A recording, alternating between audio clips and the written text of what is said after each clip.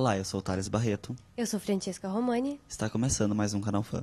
Exibiremos hoje uma entrevista com o pesquisador Eric Felinto, professor da Universidade do Estado do Rio de Janeiro. Vamos assistir uma reportagem inédita com o dirigente da TV Bandeirantes, Leonardo Meneghetti, no Festival de Publicidade de Gramado, além do Cybercine e Cybermix. Exibiremos agora a entrevista com Eric Felinto, falando sobre ciberespaço e os mitos. Cyberespaço e os mitos? Existe uma literatura já bastante extensa, né, na área de cibercultura que faz essa associação.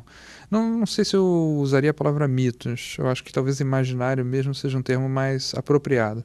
Porque toda a tecnologia, ela gera em torno dela uma série de expectativas sociais, utopias, né, projetos de futuro, e nesse sentido não existe nenhuma tecnologia que não envolva alguma espécie de imaginário, né?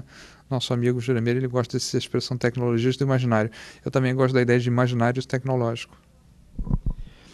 O virtual não pode ser considerado o contrário do real. Por quê? O virtual, o contrário do real. Na ideia que por exemplo, Levi coloca, né, que é uma ideia de base aristotélica, o virtual ele não é irreal. O virtual é uma potência do real. Então, o virtual não é exatamente aquilo que se opõe ao real, mas é aquilo que pode se converter em real, ou seja, uma potência que pode se concretizar.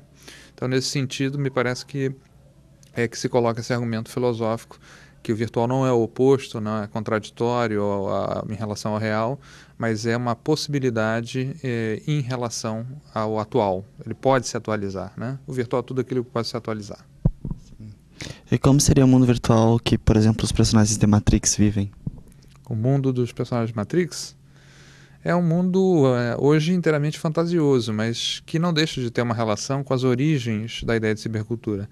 Porque se você pega, por exemplo, uma novela de ficção científica, que é talvez a grande inspiração desse filme, né, Matrix, que é o texto do William Gibson, Neuromancer, que você vê ali uma concepção de ciberespaço muito próxima desse imaginário que está plasmado no filme, mas muito distante ainda do que nós temos hoje como realidade tecnológica. O ciberespaço só é um lugar para nós como metáfora, né? Não está muito longe de ser uma realidade em que nosso corpo interaja, né, com essa dimensão virtual, e você tenha todo um mundo, né, de experiências nessa outra dimensão tecnológica. O pós-humano seria todo ser tecnologicamente modificado. Como seria viver com filosofia de vida fundada na cibernética e como viveríamos virtualmente para sempre? Bom, o pós-humano, ele não é só, eu diria, um ser tecnologicamente aperfeiçoado. Ele também é um sujeito que está aberto à ideia da tecnologia. Ou seja, alguém que tem uma filosofia de vida que inclui, né, a ideia do tecnológico como algo indispensável para a existência humana. E, obviamente, que tem nesse imaginário do pós-humanismo uma série de discursos que pregam a imortalidade através das tecnologias. Até que ponto isso vai se tornar uma realidade, a gente realmente não pode dizer hoje. Mas é algo que me parece muito assustador, porque a perspectiva de viver uma vida virtual, né, sem corpo, né, incorpórea num terminal de computador, é algo que, para mim, lembra um pouco um inferno dantesco. Não vejo assim nenhuma sedução nessa ideia de você existir sem a carne, sem o corpo, porque a própria ideia de identidade ela está ligada, né, à nossa corporalidade. Então, é uma dessas fantasias tecnológicas que me assustam, realmente. Sim. Qual a sua visão sobre o Second Life? Second Life. Para mim, o Second Life é uma expressão de uma pulsão lúdica que faz parte da cultura contemporânea. Esse desejo de você, que é uma coisa que se expressa no jogo, né, em todo jogo, na verdade, um pouco a possibilidade de você sair do presente, do aqui e do agora, para existir uma outra dimensão da experiência. Você na literatura tinha isso, né?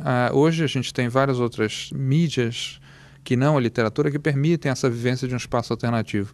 Mas se você vai na tradição literária, você já encontra todo um discurso, né, de uma alteridade, da possibilidade de viver outra vida, de outros espaços, né? Uma frase célebre do Baudelaire, né, de um poema dele que diz: não importa onde, contanto que não aqui. Né? Essa vivência de uma alteridade que o Second Life oferece, que tem uma dimensão lúdica. Eu vou brincar naquele espaço onde eu tenho uma liberdade muito maior do que a que eu tenho na minha vivência cotidiana no mundo, entre aspas, real. O Second Life é uma tendência dessa vontade de se digitalizar, de se eternizar do homem pós-moderno? Talvez a gente pudesse interpretar nesse sentido de se eternizar através da criação de duplos, né, virtuais. Até a figura do duplo está associada a esse desejo de você prolongar a vida, né? Uma leitura psicanalítica freudiana mostra isso. Esse desejo de duplicação que está ligado a identidades virtuais, avatares, a criação de outras identidades alternativas no espaço da rede e tal, pode ser visto, sob essa perspectiva psicanalística, como um fenômeno psicológico da tentativa da preservação da existência, né, do ego. Então, sem dúvida que tem, né, na cibercultura, principalmente nesses imaginários que você citou, né, pós-humanistas, uma pulsão em direção à imortalidade, ao desejo de superar as limitações humanas e de encontrar novas dimensões da experiência que sejam mais intensas, né, e inclusive até mais reais do que a própria realidade. Sim, sobre as pesquisas na área de cibercultura, como você avalia a produção brasileira em relação a outros países? Eu diria que a gente tem uma produção acadêmica bastante interessante na área de cibercultura, porque o Brasil, curiosamente, é um país que faz uso maciço, né, das tecnologias digitais. Se você for analisar dados, inclusive estatísticos, né, em termos de usabilidade, tempo de navegação na internet, nós estamos entre os primeiros do mundo. E a massa crítica que tem se produzido aqui, apesar de ser um domínio do conhecimento muito recente, muito jovem, tem sido bastante rica, bastante interessante. Eu creio que, do ponto de vista da cultura brasileira, da experiência brasileira, né, que tem algumas singularidades interessantes para pensar nossa relação com as tecnologias digitais, né, o sentido da novidade, essa coisa que tem um fascínio para o brasileiro, eu acho que a gente tem uma colaboração bastante relevante para oferecer a esse campo de estudos.